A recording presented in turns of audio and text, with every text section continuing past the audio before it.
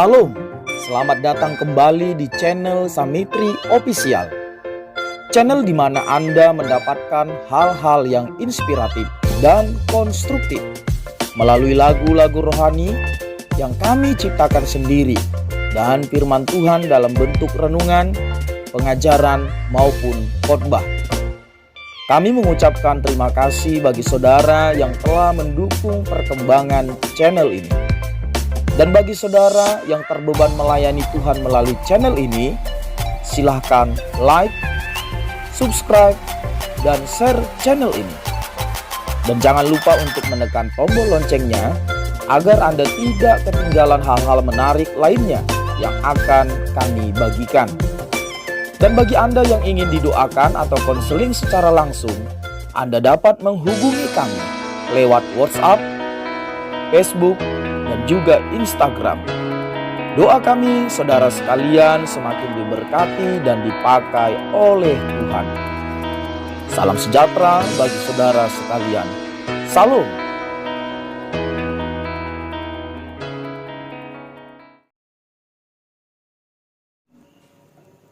Puji Tuhan, salam sejahtera, Philadelphia bagi umat yang dikasihi oleh Tuhan yang hari-hari ini oleh karena situasi pandemi COVID-19 harus beribadah dari rumah-rumah, dan biar Tuhan yang terus kita andalkan, Tuhan yang menjadi fokus hidup kita, fokus ibadah dan pelayanan kita, meskipun beribadah dari rumah dengan satu keyakinan Dia Allah yang Immanuel, yang tidak dibatasi oleh ruang dan waktu. Puji Tuhan saudara, kita bersyukur anugerah Tuhan tidak terbatas atas hidup kita. Dan kita percaya saudara, Allah turut bekerja dalam segala sesuatu mendatangkan kebaikan bagi kita, umat yang dikasihi Tuhan, umat yang mengasihi Tuhan. Jadi situasi pandemi ini pun kita percaya ada banyak hal yang Tuhan sedang kerjakan di hidup saya, dalam kehidupan kota kita, bangsa kita, bahkan bangsa-bangsa di dunia. Jadi kita syukuri situasi ini saudara. Itu buktinya kita orang percaya. Orang percaya hidup oleh imannya, oleh keyakinannya akan perkataan Tuhan. Dan perkataan Tuhan berkata bahwasanya Dia akan menyertai kita sampai pada kesudahan zaman. Jadi tidak ada yang menakutkan dalam kehidupan ini kalau kita menyadari penyertaan Tuhan sampai kesudahan zaman. Kita akan belajar firman Tuhan dalam ibadah raya ini. Biar Tuhan menolong kita saudaraku. Mari persiapkan hati sungguh-sungguh, arahkan hati pada Tuhan meskipun beribadah dari rumah. Keluaran pasal yang ketiga saudaraku yang dikasihi oleh Tuhan. Kitab Keluaran pasal yang ketiga. Adapun tema perenungan kita pada kesempatan ini ialah panggilan Tuhan. Panggilan Tuhan saudara. Di sini narasi ini menceritakan bagaimana Tuhan mengutus Musa, diutus untuk melaksanakan apa yang menjadi keinginan Tuhan, untuk membebaskan bangsa Israel dari Mesir. Nah, ada beberapa pelajaran penting yang harus kita pahami di sini saudara perihal panggilan Tuhan. Antara lain yang pertama, panggilan Tuhan dinyatakan dengan cara yang unik.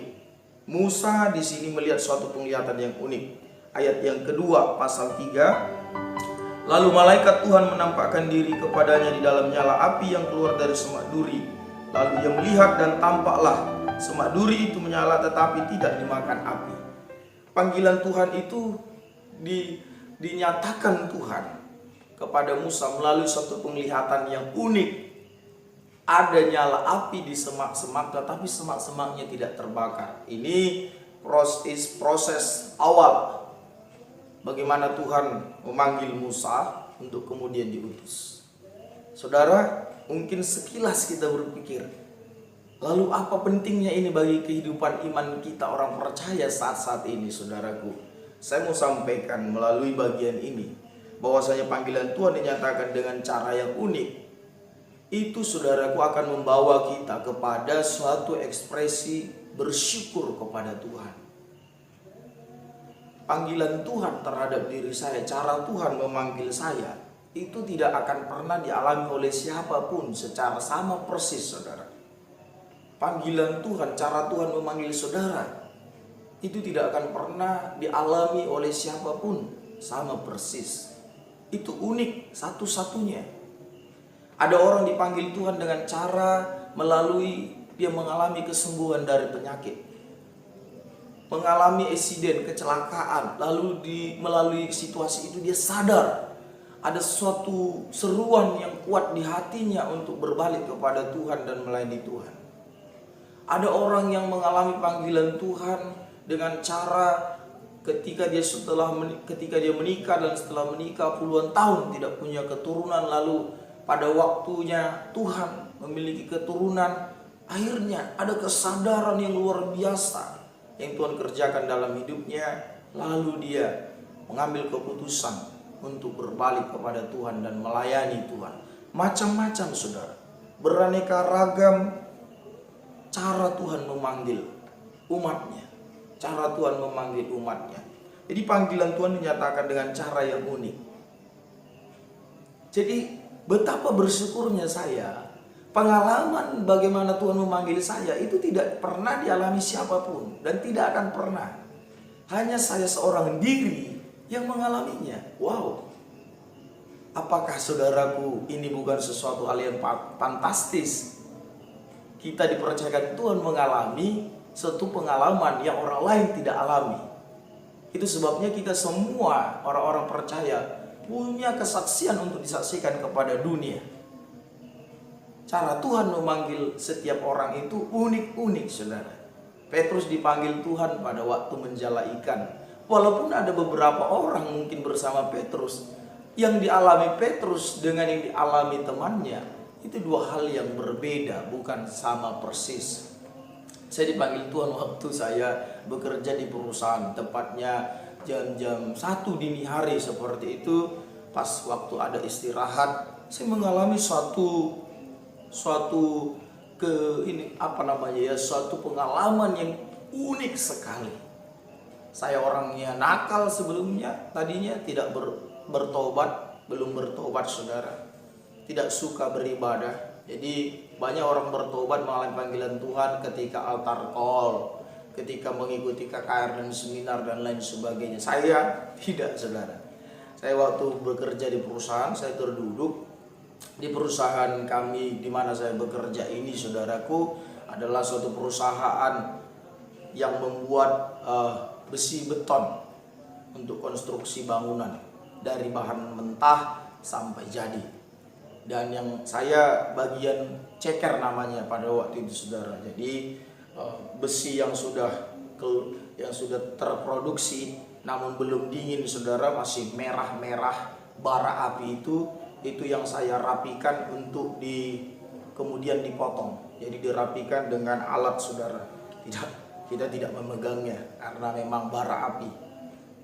Besi itu panjang bisa sampai 20 meter seperti itu kalau kita merapikannya. Nah, pada waktu itu Tuhan membawa saya satu perenungan melihat dapur api. Jadi ada dapur api. Dapur api inilah saudaraku yang membakar, memanaskan besi yang masih bahan mentah sehingga bisa diproses, bisa dibentuk menjadi besi beton, dan pada akhirnya itu yang dipakai untuk mendirikan bangunan-bangunan. Pada waktu itu Tuhan membawa saya kepada perenungan melihat peleburan itu saudara, dapur api itu. Tuhan berbicara kuat di hati saya. Tuhan berbicara kuat melalui Roh Kudus-Nya dengan suatu perenungan bahwasanya peleburan api seperti itu pun tidak membutuhkan waktu yang lama untuk membunuh saya, untuk menganiaya saya. Itu sangat sakit. Dan jangankan untuk masuk ke dalam peleburan api tersebut, kita dekatnya saja terasa sangat panas sekali. Lalu Tuhan memberikan suatu perenungan bahwasanya neraka itu adalah real. Neraka itu ada. Dan bagi orang yang hidup di luar Tuhan, neraka itu bagiannya.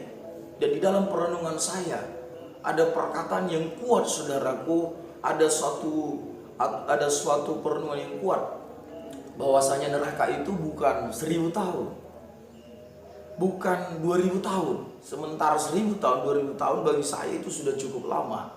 Tetapi pada waktu itu saya dibawa kepada perenungan neraka itu selama-lamanya. Entah mengapa saya pakai bahasa itu saudaraku dari aspek kemanusiaan. Entah mengapa perenungan itu membawa saya saudaraku mencucurkan air mata. Saya melihat pipi saya sudah basah saudaraku. Pada akhirnya saya mengambil satu tempat yang sunyi, yang tadinya saudaraku beribadah pun sangat sulit untuk diarahkan. Saya mengambil satu tempat yang sunyi, lalu saya berdoa di sana. Saya tidak pintar berdoa, tapi saya masih ingat saudaraku, doa yang berulang-ulang kali saya ucapkan kepada Tuhan adalah, Tuhan, saya mau berbalik, saya mau bertobat, saya mau hidup di dalam Tuhan, saya mau hidup dalam Tuhan. Itulah saudaraku kalimat-kalimat yang terus terulang-ulang dalam doa saya. Itu pengalaman spiritual bagi saya yang mungkin kalau saya cerita seperti ini, gak ada yang spesial. Tapi saudaraku, bagi saya itu sangat spesial. Karena pengalaman itu tidak akan dialami oleh siapapun. Dan itulah menjadi titik tolak kehidupan saya saudaraku. Sampai akhirnya saya di kemudian hari sekolah Alkitab. Setelah itu saya dipercayakan Tuhan melayani sebagai pengerja. Terus waktu berjalan. Sampai akhirnya saya saudaraku oleh kemurahan Tuhan merintis satu pelayanan di kota Batam. Dan pelayanan itu berjalan terus oleh pertolongan Tuhan sampai sekarang. Dan inilah sekarang saudaraku, pelayanan ini semua karena anugerah Tuhan. Tuhan mempercayakan pelayanan ini tentu saudaraku karena Tuhan penuh kasih dan sayang baik kepada saya, baik kepada umat yang perlu dilayani. Itu poin pertama mengenai panggilan Tuhan yang penting saudaraku. Panggilan Tuhan dinyatakan dengan cara yang unik. Maka mari kita syukuri saudaraku, kalau kita dipanggil Tuhan. Tidak ada pengalaman yang seperti itu dimiliki oleh orang lain. Berarti saudaraku, kita dipercayakan menikmati sesuatu yang hanya kita yang dapat menikmatinya. Bayangkan kalau saudara punya sepeda motor yang hanya satu di dunia ini saudaraku. Betapa bangganya saudara menceritakan itu. Oleh karena itu saudaraku sangat pantas dan harus saudaraku ceritakan bagaimana Tuhan memanggil saudara sehingga berbalik dan hidup melayani Tuhan. Yang kedua saudaraku mengenai panggilan Tuhan, ayat yang ke-7 sampai ayat yang ke-10, demikian firman Tuhan. Dan Tuhan berfirman, aku telah memperhatikan dengan sungguh kesengsaraan umatku di tanah Mesir, dan aku telah mendengar seruan mereka yang disebabkan oleh pengerah-pengerah mereka. Ya, aku mengetahui penderitaan mereka. Sebab itu aku telah turun untuk melepaskan mereka dari tangan orang Mesir, dan menuntun mereka keluar dari negeri itu ke suatu negeri yang baik dan luas, suatu negeri yang berlimpah-limpah susu dan madunya, ke tempat orang Kanaan, orang Het, orang Amori, orang Feris, orang Hewi, dan orang Yebus. Sekarang seruan orang Israel telah sampai kepadaku, juga telah kulihat betapa kerasnya orang Mesir menindas mereka. Jadi sekarang pergilah, aku mengutus engkau kepada Firaun untuk membawa umatku orang Israel keluar dari Mesir. Saudaraku yang dikasihi oleh Tuhan, dari tema ini perenungan pembelajaran kita hari ini mengenai panggilan Tuhan. Yang penting kita pahami saudara, yang kedua, panggilan Tuhan erat kaitannya dengan tujuan Tuhan. Ini menjadi sesuatu hal yang sangat penting. Saya harus terus menyadari, mengingat, saya dipanggil Tuhan itu untuk tujuannya. Bukan untuk tujuan saya saudara. Bukan untuk memenuhi hasrat saya. Bukan untuk memenuhi ambisiusnya saya. Supaya saya punya harta benda yang bersifat material, supaya saya mewah hidupnya. Bukan saudaraku. Atau apapun yang mungkin ada plan di dalam pemikiran kita. Saudara, saya dan saudara dipanggil Tuhan itu untuk tujuannya. Jadi kita adalah bagi kemuliaannya. Kita adalah untuk kepentingan Tuhan, bukan Tuhan untuk kepentingan saya. Betapa banyak orang yang memiliki prinsip hidup seperti itu saudara. Tuhan untuk dia, Tuhan bagi kepentingannya. Sehingga ketika kepentingannya tidak terjawab, kepentingannya seolah-olah Tuhan abaikan, dia berkata dalam hatinya, dia berkesimpulan, Tuhan tidak peduli lagi dengan dia, Tuhan tidak care dengan dia. Saudara, sebijak-bijak apa keinginan kita menurut kita, saudaraku, maka keinginan kita itu adalah yang terbodoh dibanding dengan keinginan Tuhan. Artinya, mari kita memahami, kita ini dipanggil Tuhan untuk dia, maka kita hanya melakukan apa yang menjadi kehendak Tuhan, saudaraku. Apa yang menjadi kehendak Tuhan, bukan apa yang menjadi kehendak kita. Musa dipanggil dan diutus Tuhan adalah untuk kepentingan Tuhan, untuk tujuan Tuhan. Maka mari dimanapun kita berada, panggilan Tuhan itu, saudaraku, dua hal sifatnya. Yang pertama itu panggilan secara umum, artinya semua orang dipanggil Tuhan keluar dari kegelapan kepada terangnya yang ajaib, mengalami perpalingan, mengalami kelahiran baru, saudaraku. Itu panggilan Tuhan secara umum, semua orang mengalami itu. Semua orang yang dimaksud adalah orang yang, saudaraku, yang mengalami panggilan dan akhirnya percaya. Tapi ada panggilan yang kedua, sifatnya, saudaraku, adalah bahwasanya ada orang dipanggil sebagai rasul, sebagai gembala. Jadi, saudaraku, Tuhan memanggil kita untuk tujuannya. Untuk tujuannya, bukan untuk tujuan kita. Jadi panggilan Tuhan erat kaitannya dengan tujuan Tuhan. Maka mari kita evaluasi lagi, kita review lagi kehidupan kita, saudaraku, setelah di dalam Tuhan. Apa yang sudah kita kerjakan dan apa yang akan kita kerjakan. Mungkin saudara sebagai seorang politisi, mungkin sebagai seorang tenaga medis, mungkin sebagai seorang karyawan, mungkin sebagai seorang gembala sidang, seorang rasul, seorang guru atau pengajar dan lain sebagainya. Itu panggilan khusus pun dari Tuhan kepada kita. Panggilan umum semua orang yang dipanggil Tuhan, panggilan umum itu bagi semua orang yang sudah dalam Tuhan, panggilannya keluar dari kegelapan kepada terangnya yang ajaib. Tapi kalau kita lihat 1 Petrus pasal 2 ayat 9 sama. Dipanggil Tuhan keluar untuk memberitakan perbuatan Tuhan yang ajaib. Apa perbuatan Tuhan yang ajaib menurut saudara? Saudaraku, tidak ada lagi perbuatan yang paling ajaib selain daripada ada satu pribadi, yaitu Tuhan Allah yang Maha Kudus, yang tak berdosa, rela mengambil rupa seorang manusia untuk akhirnya mati di kayu salib, menjadi korban penebus dosa bagi semua orang yang telah dipilihnya. Itu perbuatan ajaib yang tidak ada duanya, saudara. Itulah yang harus kita beritakan, itulah yang harus kita sampaikan. Maka saudaraku, mengingat Matius pasal yang ke-28 ayat 19 dan 20, bahwasanya, saudaraku, Tuhan mau kita untuk memuridkan semua bangsa, saudara. Inilah tujuan Tuhan, inilah maunya Tuhan dalam hidup saya, dalam hidup kita. Pelayanan kita ini, saudaraku, GSPD Samiter ini ada bukan untuk saya, bukan untuk kepentingan saya, apalagi juga bukan untuk kepentingan jemaat, bukan untuk kepentingan siapapun. Tetapi Tuhan mengadakan, Tuhan mengizinkan pelayanan ini ada, saudara, adalah untuk kepentingan Tuhan, untuk tujuan Tuhan. Mari kita evaluasi ibadah pelayanan kita, kehidupan kita, sebagai apapun kita dipercayakan Tuhan, saudara. Mari kita kembali, kalau kita sudah mulai menyimpang, kita mau memenuhi ambisius kita dalam beribadah pelayanan, dalam kehidupan kita, untuk kepuasan hasrat kita, saudara, itu adalah hal yang keliru. Mari kembali kepada kebenaran. Kita dipanggil Tuhan untuk tujuan Tuhan. Tujuan Tuhan, saudaraku yang dikasihi oleh Tuhan.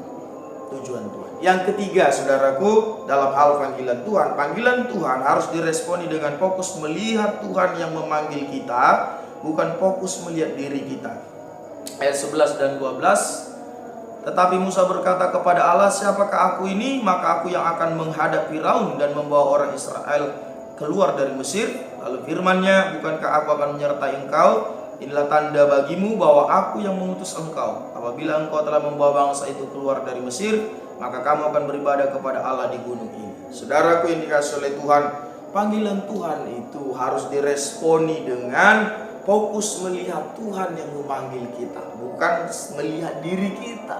Kalau saya melihat diri saya pada waktu saya dipanggil Tuhan, apa bisanya saya, saudara? Siapa yang mau menerima saya dalam memberitakan firman? Saya dikenal orang-orang yang nakal, orang yang tidak baik. Tetapi saudaraku, ketika kita fokus melihat Tuhan, maka saudaraku akan menghasilkan iman, keyakinan, keberanian keberanian untuk melakukan kehendak Tuhan. Tapi kalau kita fokus melihat diri kita, yang ada rasa takut, rasa minder, pesimis, saudara, kita tidak akan percaya diri. Karena kita tahu kita ini terbatas, bahkan kita tahu kita punya latar belakang yang tidak baik. Jadi saudara, itu akan mengganggu pemikiran kita, mengganggu psikologi kita untuk berjalan ke depan. Musa melihat dirinya, melihat dia pernah gagal, bagaimana dia pernah ditolak oleh sesamanya orang Ibrani. Jadi saudaraku, Musa terpengaruh, terganggu dengan pengalamannya sebelumnya. Dia gagal, dia merasa ditolak oleh sesamanya orang Ibrani, sehingga pada waktu Tuhan memanggil di sini, dia itu sangat mempengaruhi pemikiran Musa, psikologi Musa. Sedangkan kemarin hanya mencoba membela, tetapi Musa mengalami penolakan. Jadi penolakan yang dialami Musa mempengaruhi psikologinya. Saudaraku, latar belakang kita macam-macam, gelap gulita mungkin, saudaraku yang dikasih oleh Tuhan. Banyak kegagalan demi kegagalan. Nah, ketika kita sudah dipanggil Tuhan, jangan melihat itu, saudara. Jangan melihat apa yang di belakang, tapi sadar Tuhan panggil kita. Nah, fokus kepada Tuhan. Kalau fokus kepada Tuhan, muncul, saudaraku, menghasilkan iman, keyakinan, keberanian, bukan ketakutan. Yosua dan Kaleb berbeda dari 10 pengintai yang lainnya. Mengapa, saudaraku? Yosua dan Kaleb fokus kepada Tuhan yang menyertai mereka adalah Tuhan yang maha besar. Tidak ada sesuatu musuh yang dapat mengalahkan Tuhan mereka. Sehingga walaupun realitanya orang enak itu besar-besar, saudara, besar-besar, menakutkan perawakannya, tetapi mereka percaya, Yosua dan Kaleb percaya, kalau Tuhan menyertai mereka, musuh mereka akan dikalahkan. Sampai Yosua dan Kaleb berkata, kita akan telan mereka. Jadi saudara, panggilan Tuhan harus diresponi dengan fokus melihat Tuhan yang memanggil kita. Maka dimanapun saudaraku ditempatkan Tuhan di dunia marketplace, sebagai seorang gembala sidang, seorang pengajar dan lain sebagainya, dimanapun Tuhan tempatkan kita, saudaraku, jangan pesimis, jangan pesimis.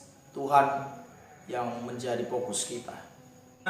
Dengan fokus melihat Tuhan yang memanggil kita, maka di tengah-tengah situasi seperti apapun kita ditempatkan Tuhan, di dunia kerja seperti apapun saudara berada, ingatlah Tuhan sudah memanggil saudara keluar dari kegelapan kepada terang yang ajaib. Fokus kepada Tuhan yang memanggil kita, yakini penyertaan Tuhan, supaya tidak minder, supaya tidak takut, supaya tidak bimbang, saudaraku, tetapi berjalan terus maju ke depan dengan satu keyakinan terhadap firman, bahwasanya Tuhan yang panggil, Tuhan yang akan menyertai.